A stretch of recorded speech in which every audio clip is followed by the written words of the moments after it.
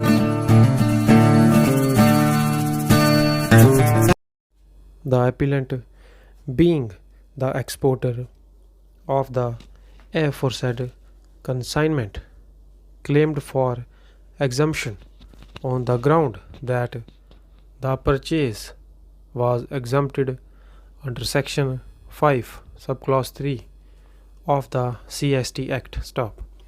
The said claim for exemption was also found to be genuine by the assessing authority, and was allowed in full. The appellant also made a claim for refund of tax collected from them by the seller at the time of purchase of tea. The said claim was rejected by the assessing authority, and it was held that they cannot claim for refund under Section 44 of the Jkssb Act, since they have not paid the tax to the department, but it was the sellers who have paid the tax, and therefore under the provisions of Section 44 of the Jkssb Act, the refund that could be made is to the dealer only, and the assessee being not a dealer, no such refund could be made to the appellant or assessee. Being aggrieved by the aforesaid order, the appellant filed an appeal before the Deputy Commissioner (Appeals), who considered the contentions of the appellant, and upon going through the records found that there is an observation recorded by the assessing authority that the export sales is pursuant to the prior contract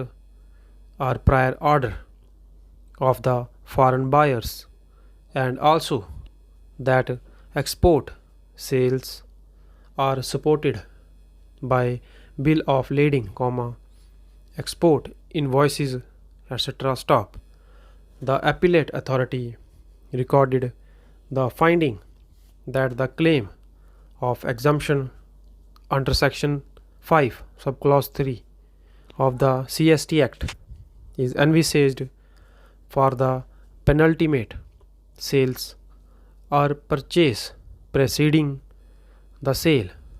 or purchase occasioning the export. However, with regard to the refund, it was noted that the goods purchased are taxable at the sale point, and hence the liability to the pay tax is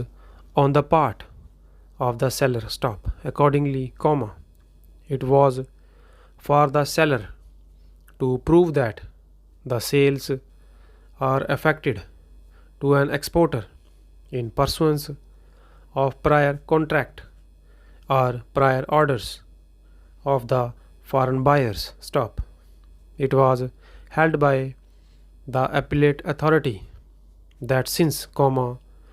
in the present case, the aforesaid sellers, namely the planters who sold tea to the appellant and on whom the burden lies to prove before the assessing authority that his sale is for fulfilling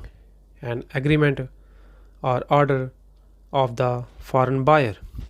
had not satisfied those conditions of discharging his burden. So, The appellant is not entitled to refund. Stop.